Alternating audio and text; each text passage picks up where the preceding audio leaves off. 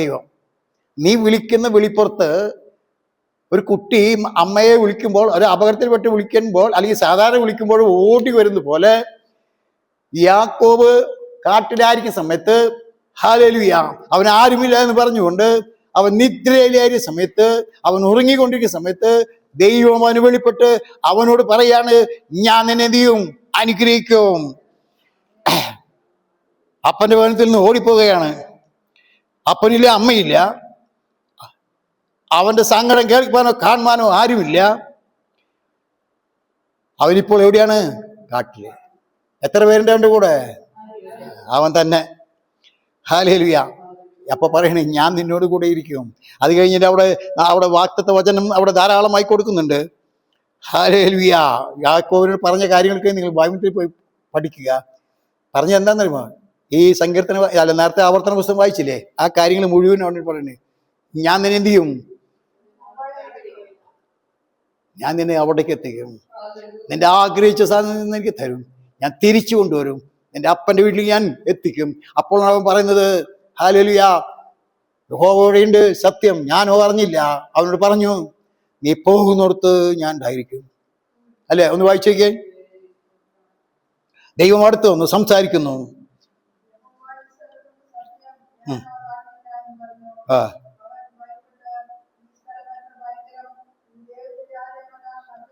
ആ ആ ആ ആ ആ കണ്ടോ? അവൻ പറയുന്ന കാര്യം കേട്ടോ? ദൈവം എന്ത് ചെയ്യണം? എന്നോട് കൂടി ഇരിക്കണം. ഞാൻ പോകുന്നതൊക്കെയും എന്നെ കാത്ത് എന്ത് ചെയ്യണം?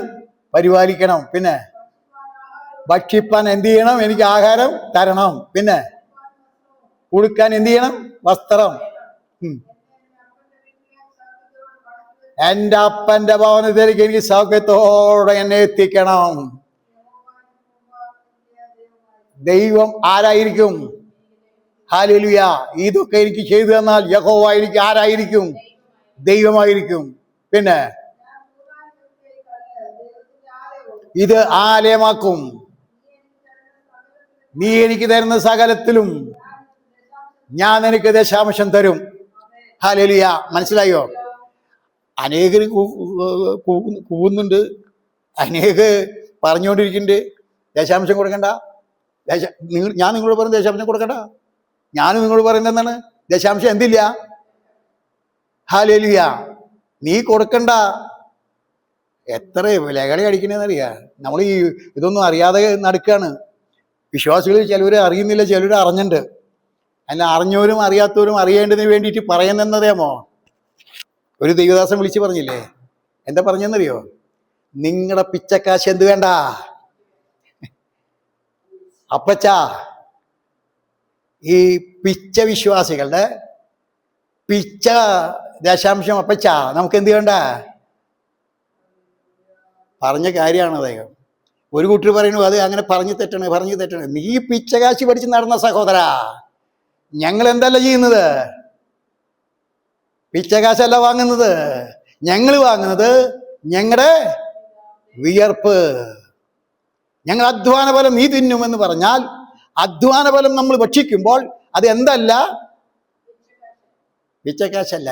പഴയ കാലത്തൊക്കെ നാട്ടിലൊക്കെ എന്താണെന്നറിയാം, 2 രൂപ കൊടുത്തിട്ട് അത് വിളിച്ചു പറഞ്ഞ് നടക്കുന്നവരുണ്ട്. ഇന്ന് ലക്ഷങ്ങൾ കൊടുത്താൽ പറയുന്നില്ല പുറത്തേക്ക്. വാ, ഒരു സഭയുടെ ചരിത്രം കേട്ടാണ്, 100 പേര് എന്ത് ചെയ്യുന്നുണ്ടെന്ന് 1 ലക്ഷം വെച്ച് കൊടുക്കണു. അതൊക്കെ വിളിച്ചു പറഞ്ഞ് നടക്കവര്. ഇന്നത്തെ കാലത്ത് അന്നത്തെ കാലത്ത് വ്യത്യാസം എന്താ അറിയുമോ? ഇന്ന് വചനം പഠിച്ചു, നിശ്ചയം പ്രാപിച്ചു, ദൈവത്തിൽ നിന്നുള്ള അനുഗ്രഹം പ്രാപിച്ചു, ദൈവമാണ് ഞങ്ങളെ അനുഗ്രഹിക്കുന്നത്. തന്നു കഴിയുമ്പോൾ ഞങ്ങൾ ദൈവത്തിന് വേണ്ടി കൊടുക്കുകയാണ്. തന്നീന്നാണ് കൊടുക്കുന്നത്. ഹല്ലേലൂയ. വിധവ അനേക വിധവയ്ക്ക് വേണ്ടി നിലവിളിക്കുകയപ്പോൾ, വിധവയ്ക്ക് തീറ്റ കൊടുക്കാൻ, ഭക്ഷണം കൊടുക്കാൻ. നീയൊന്നും വിധവയ്ക്ക് ഭക്ഷണം കൊടുക്കണ്ട സഹോദരാ. നീ വിധവയ്ക്ക് കൊടുക്കണ? വിധവ ആർക്ക് കൊടുക്കും? ഏലിയാവിന് കൊടുക്കും. മനസ്സിലായ? വിധവ ആർക്ക് കൊടുക്കും? ഏലിയാവിന് കൊടുക്കും. ഏലിയാവിന് കൊടുക്കണമെങ്കിൽ നിന്റെ പാത്രം എന്ത് ചെയ്യണം? നിറഞ്ഞിരിക്കണം. വിധവ പണം എവിടെ ഇടും? ദേവാലയത്തിലിടും. ഹല്ലേലൂയ.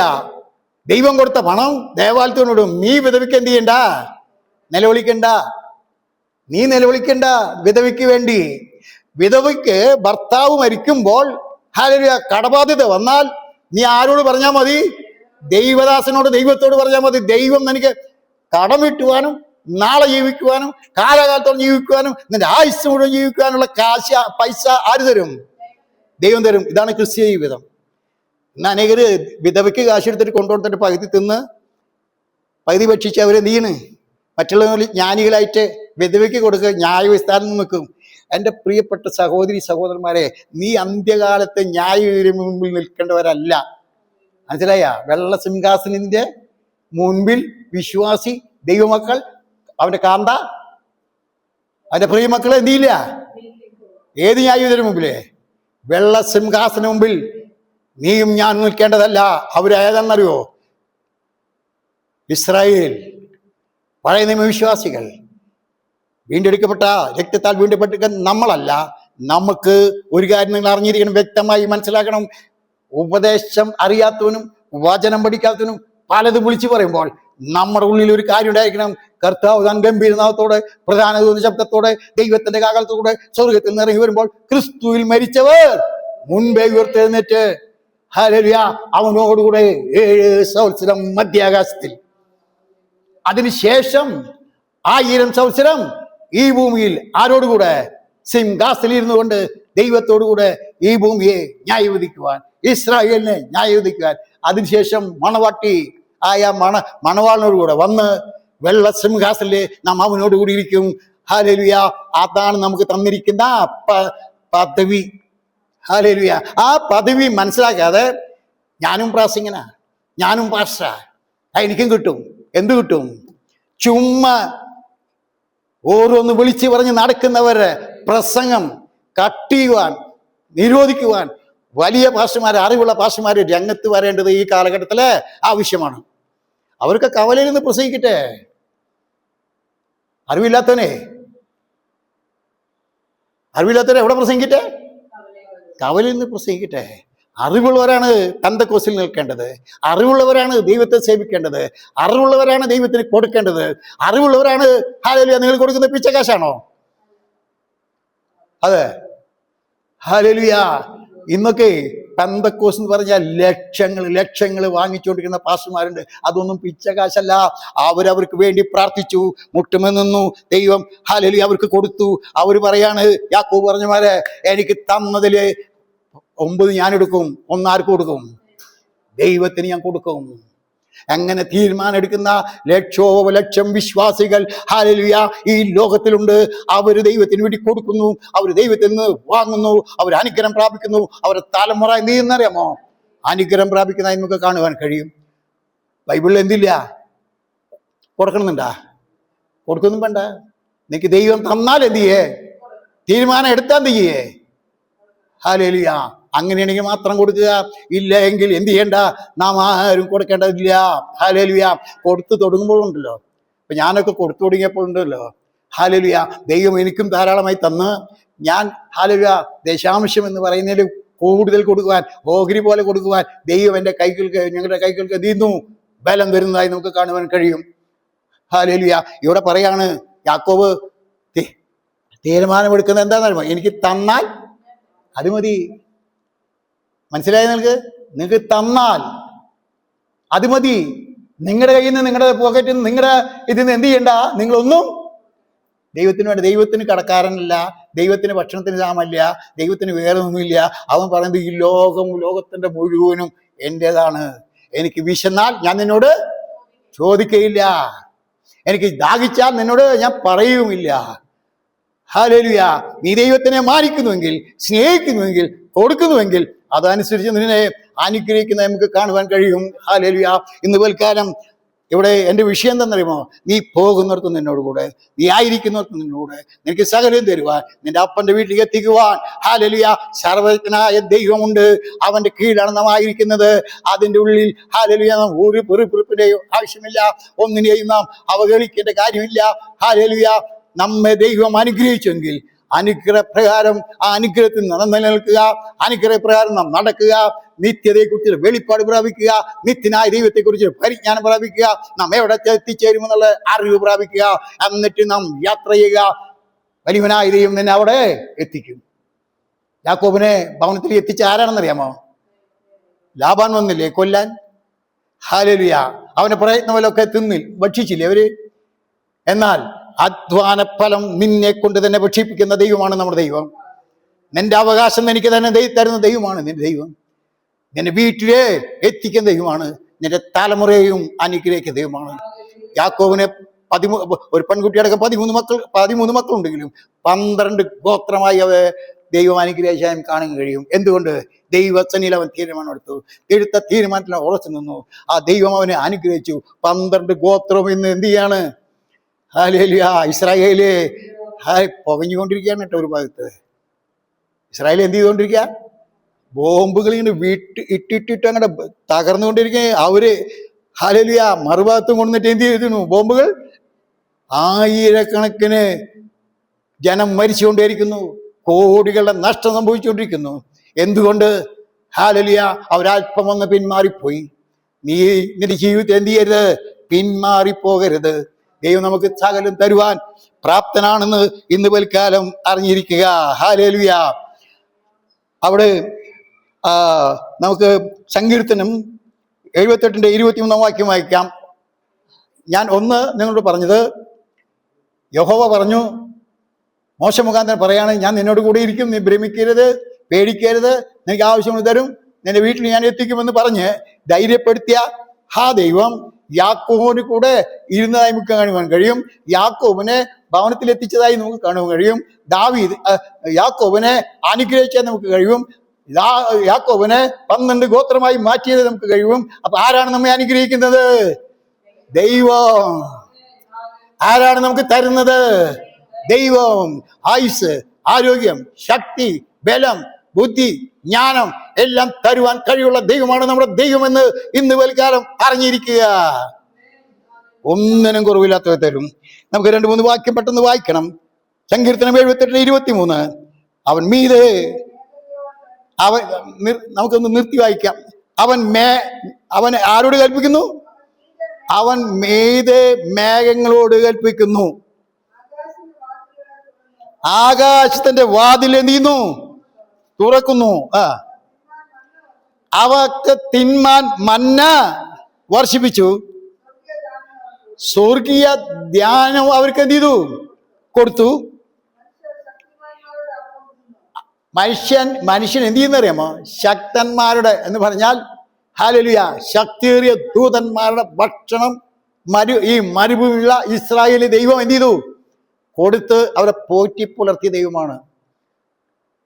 ഈ ദൈവമക്കളായ വേലക്കാർക്ക്, സുവിശേഷ വേലക്കാർക്ക്, പാസ്റ്റർമാർക്ക് എന്താ പേടിയില്ലാത്തെന്നറിയാം? ഹല്ലേലൂയ. എന്താ പേടിയില്ലാത്തെന്നറിയാം? എല്ലാവരും ഇടയന്മാരല്ല കേട്ടോ, എല്ലാവരും പാസ്റ്റർമാരല്ല കേട്ടോ. എനിക്ക് എന്തുണ്ടായിരിക്കണം? ഒരു സഭയുണ്ടായിരിക്കണം, എനിക്ക് ആടുകൾ ഉണ്ടായിരിക്കണം. കണ്ടോനൊന്നും നിങ്ങൾ എന്ത് ചെയ്യായിരിക്കോ? പാസ്റ്റർ എന്ന് വിളിക്കാതിരിക്കോട്ടോ. കുട്ടികളില്ലാത്തനെ അപ്പന്ന് വിളിക്കണേ മരീന്. കുട്ടികളില്ല, അവനെന്താന്ന് വിളിക്കണേ? അപ്പ.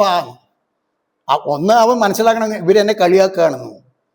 പാസ്റ്റർ എന്ന് വിളിക്കുമ്പോൾ ചിലവർ പാസ്റ്റർ എന്ന് വിളിച്ചാൽ കൂലിപ്പണിക്ക് പോകണവനാവും. അവനെ പാസ്റ്റർ എന്ന് വിളിച്ചാൽ ഒന്ന് പൊന്തി. നീ എന്ത് ചെയ്ത് വിളിക്കരുത് കേട്ടോ. ആരെ?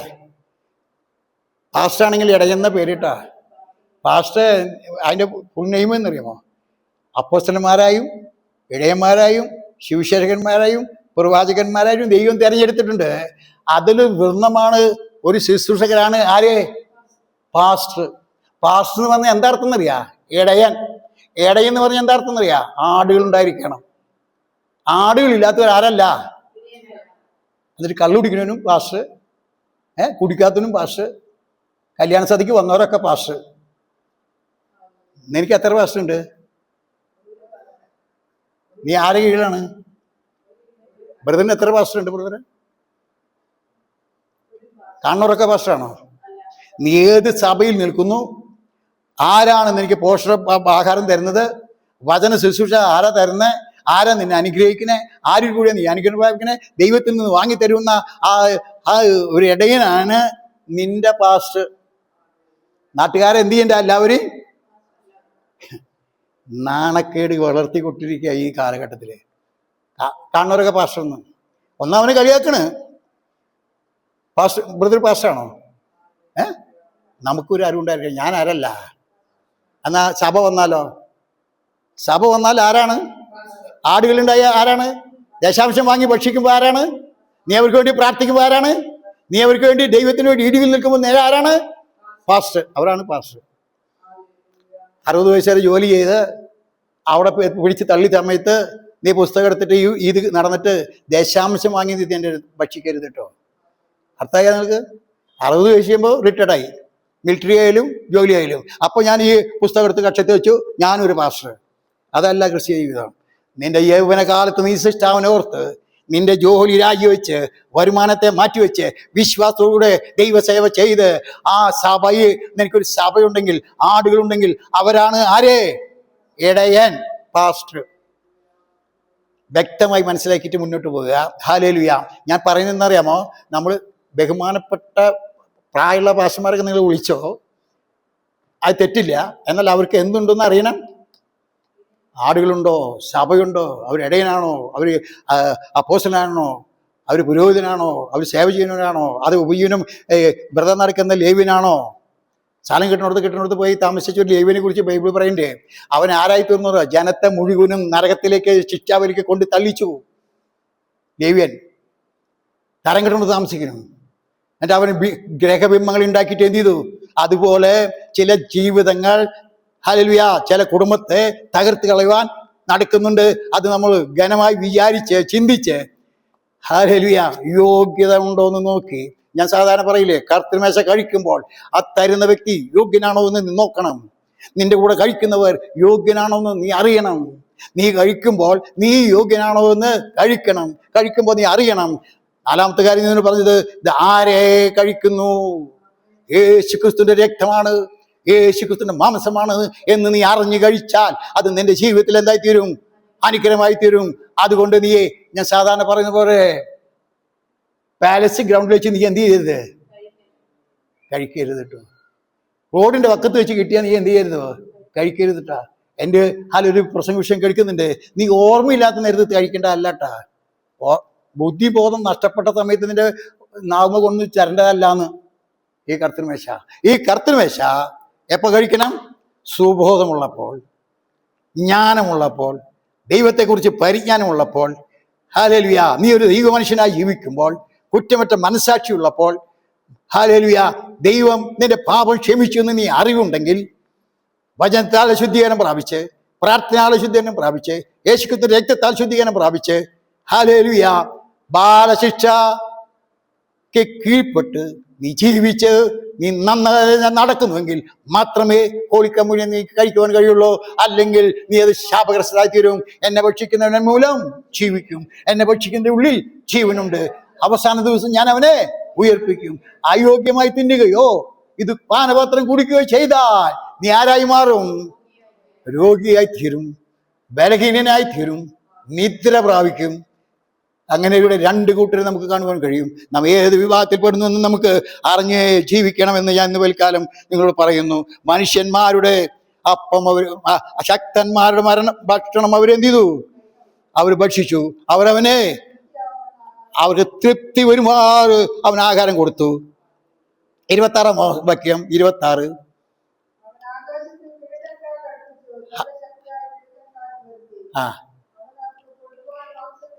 പൊടി പോലെ മാംസം തരുവാൻ, മരുഭൂമിയിൽ പൊടി പോലെ മാംസം തരുവാൻ കഴിവുള്ളവനാണ് നമ്മുടെ ദൈവം. എത്ര വേണം മാംസം? ഹല്ലേലൂയ. പൊടി പോലെ എന്ന് പറഞ്ഞാൽ വാന്തി വരുന്ന, ഛർദി വരുന്നവരെ തരാൻ കഴിവുള്ളവനെ. കുറച്ചല്ല, നീ കുറച്ച ചോദിച്ചത് അല്ലേ? ഇപ്പൊ നമ്മൾ കുറച്ച് ചോദിക്കണേ. എന്നാൽ അവന്റെ ധനത്തിനൊത്തവണ്ണം അവന്റെ ഭണ്ഡാരത്തിന്റെ വാതിൽ തുറന്ന്, കിളിവാതിൽ തുറന്ന്, സ്ഥലം പോരാതെ വരണം. അനുഗ്രഹിക്കുന്ന ദൈവമാണ് എന്ന് നിപൽക്കാലം അറിഞ്ഞിരിക്കുക. അതിന് 27 അവർക്ക്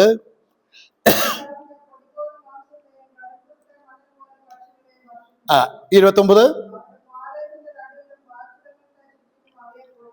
ആ ആ അവരാഗ്രഹിക്കുന്ന അവൻ കൊടുത്തു. ഹല്ലേലൂയ, ആമേൻ. ഇത്രയും നമ്മൾ വാക്യം വായിച്ച് ദൈവം ഇസ്രായേലിൽ കൊടുത്തതും, ഹല്ലേലൂയ, മരുഭൂമിയിൽ കൊടുത്തതും, അതുപോലെ തന്നെ യാക്കോബിനെ നടത്തിയതൊക്കെയും അറിഞ്ഞു കഴിഞ്ഞാൽ നമ്മുടെ ജീവിതത്തെക്കുറിച്ച് നാളെ എന്ത് ചെയ്യേണ്ട? ഭാരപ്പെടേണ്ട കാര്യമില്ല, വ്യസനിക്കേണ്ട കാര്യമില്ല. പൊടി പോലെ മാംസം തരുവാൻ, മല്ലന്മാരെ ഭോജനം തരുവാൻ, തേൻ കൂട്ടിയ ദോശ പോലെ തരുവാൻ, മരുഭൂമിയിൽ തരുവാൻ, കാട്ടിൽ നിന്നെ പരിപാലിപ്പാൻ, നീ എത്തേണ്ടോട്ട് എത്തിക്കുവാൻ കഴിവുള്ള ദൈവമാണ് എന്ന് പൽക്കാലം ധൈര്യമായി ഹല്ലേലൂയ ദൈവത്തിൽ വിശ്വസിച്ച് ദൈവത്തിൽ ആശ്രയിച്ച് മുന്നോട്ട് പോകുന്ന ഒരു വ്യക്തിക്ക് ഒന്നിനെ കുറിച്ച് വ്യതിയേണ്ട, ഭയപ്പെടേണ്ട കാര്യമില്ല. ഒരു ഞായറാഴ്ച വന്ന് ഹല്ലേലൂയ ആരാധന കഴിഞ്ഞ് പോകുമ്പോൾ നാം ഭയമുള്ളവരായി പോകരുത്, പേടിയുള്ളവരായി പോകരുത്, ഭ്രമിക്കുന്നവരായി പോകരുത്, നിരാശയുള്ളവരായി പോകരുത്, ഒന്നും കിട്ടിയില്ല എന്ന് പറഞ്ഞ് പോകരുത്.